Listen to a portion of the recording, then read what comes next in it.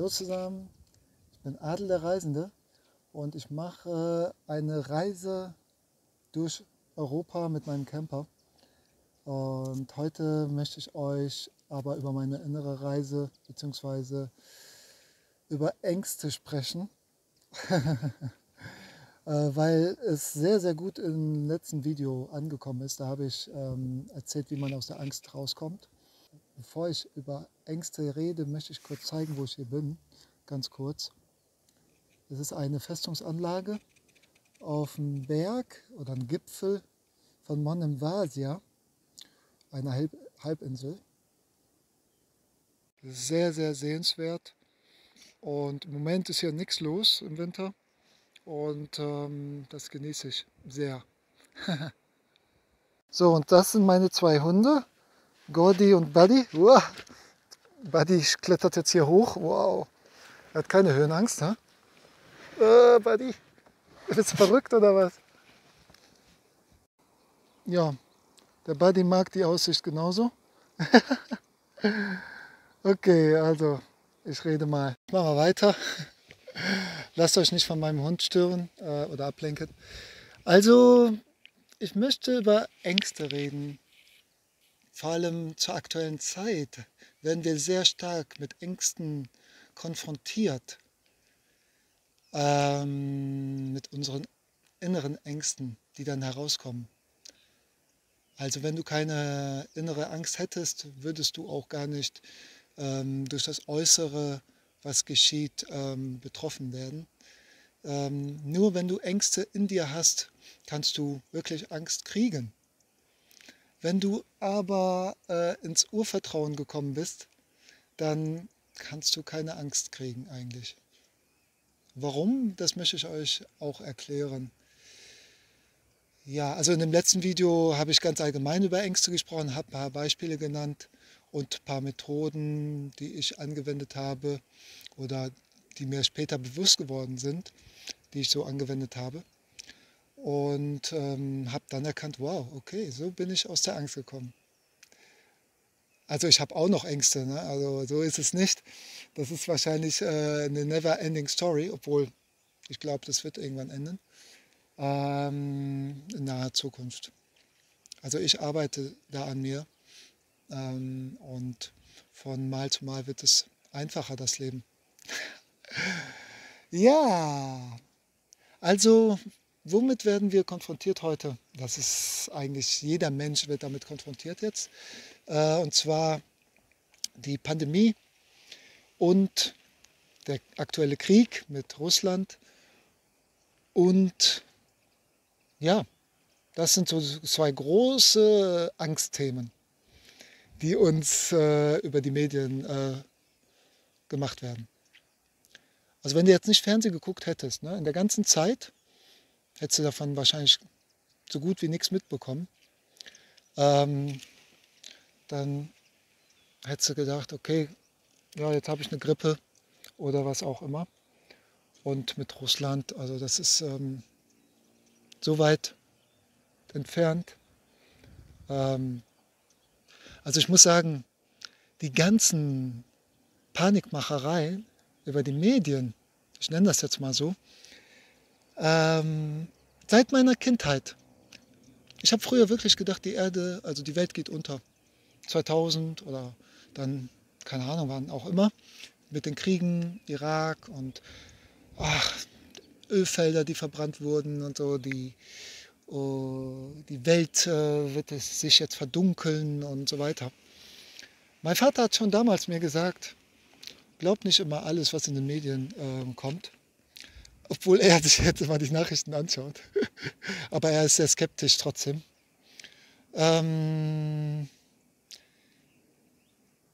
Also spätestens mit der Schweinegrippe habe ich dann wirklich dann irgendwann gedacht, okay, da hatte ich auch erstmal Angst und so weiter. Ja, komm, jetzt bleibe ich mal cool. Wird so halb so wild sein wie vorher auch. Und für mich war es das auch. Was du glaubst, das erfährst du. Das ist meine Erfahrung.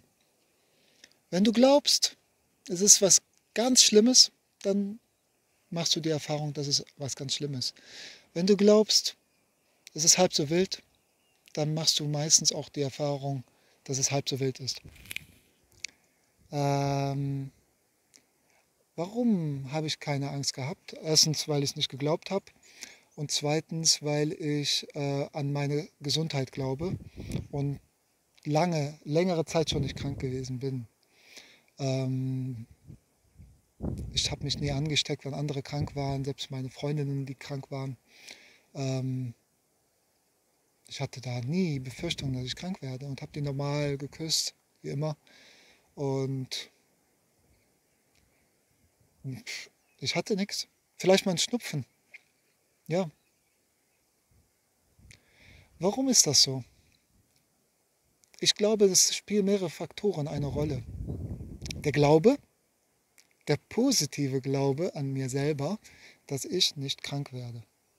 Oder noch besser ausgedrückt, positiv formuliert, dass ich dass ich gesund bleibe, dass ich stark bin, dass ich ein starkes Immunsystem habe. Und warum? Wie bin ich zu diesem Glauben gekommen? Weil ich mich gesund ernährt habe, jeden Tag einen Salat esse, also zu der Hauptmahlzeit, und viel Sport treibe. Also damals habe ich viel Sport getrieben, jetzt bin ich so etwas gemütlicher, viel in der Natur, an der frischen Luft. Jetzt bin ich ja auch noch am Meer und lebe quasi jetzt so. Da werde ich doch nicht krank, wenn ich mich um meine Gesundheit selber so verantwortungsvoll kümmere, wie ich das mache.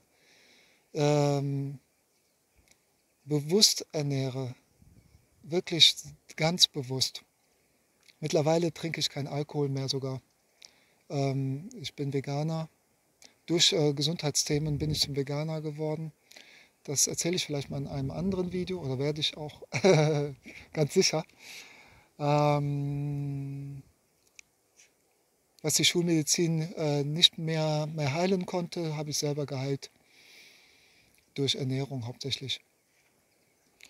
Und mittlerweile esse ich nur noch das, was so wächst, nichts Verarbeitetes. Ja, und das also ganz natürliche Ernährung, würde ich sagen. Und weil ich das jetzt auch so glaube, ne, dass das mir geholfen hat, bin ich nicht oder bin ich gesund geblieben. Und deshalb wollte ich auch keine Spritze. Vielleicht hatte ich den Virus, weiß ich nicht. Mein Immunsystem ist so stark, vielleicht hatte ich mal einen kleinen Schnupfen, ich weiß es nicht. Mir ist nicht bewusst gewesen, dass ich irgendwas hatte während der ganzen Phase. Und ich habe mich nicht mehr oder weniger geschützt, also oder verändert. Ja, was noch? Warum ich auch nicht daran geglaubt habe, ja? Also ich möchte hier nicht spalten. Die Angst haben und nicht so weit sind, ja, mit ihren Ängsten umzugehen, für die habe ich vollstes Verständnis. Aber ich bitte auch um Verständnis, wenn ich das nicht für mich brauche und deshalb auch nicht möchte mit dieser Spritze, weil es einfach für mich unsinnig war. Es wurde uns natürlich so verkauft, dass man andere damit schützt, aber das war ja gelogen. Ist ja jetzt auch bestätigt. Ne? Trotzdem gab es große Diskussionen, aber das möchte ich jetzt hier nicht so aufgreifen. Mir geht es eher darum, euch zu helfen, ins Vertrauen zu kommen, indem ich über meine Geschichte oder meine Erfahrungen erzähle. Also ich war ja nie wirklich politisch interessiert, so vielleicht mein Glück, aber ach, keine Ahnung. Jedenfalls, äh, ich muss versuchen, ernst zu bleiben bei dem Thema. Aber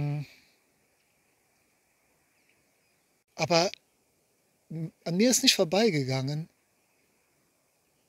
die Stories auch in der Tagesschau oder in den Nachrichten, ja, wird das immer wieder gesagt. Korruptionsfälle, Lobbyismus und das Ganze. Aber plötzlich gab es das nicht mehr. Und alle haben es dann wieder geglaubt. Also ich weiß nicht warum. Warum? Ich glaube, die Angst macht das, dass man auf einmal das Ganze verdrängt und da lieber mitmacht. Man möchte ja auch kein Außenseiter sein. Ne? Man hat ja auch Angst, Außenseiter zu sein. Man hat Angst, was andere von einem halten. Man hat Angst vor dem Druck, der auf den nicht geimpften Menschen gemacht wurde. Da macht man lieber mit.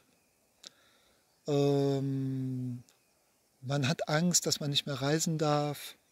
Dann lässt man sich lieber die Spritze geben. Man hat Angst, dass man nicht mehr ins Restaurant darf. Da verzichte ich gerne drauf. Ja, deshalb haben das viele auch gemacht. Oder aus Solidarität, also weil man auch ein guter Mensch sein möchte. Für die anderen. Aber für sich selber hätte man das eigentlich nicht gebraucht. Ja. Also ich hoffe nicht, dass ich jetzt hier so den Shitstorm abkriege. Das sind einfach meine Gedanken zu dem Thema. Wir haben ja jetzt mittlerweile etwas mehr Abstand. Also ich habe totalen Abstand, schon seitdem ich auf Reisen bin, total, weil hier gibt es für mich das Thema gar nicht.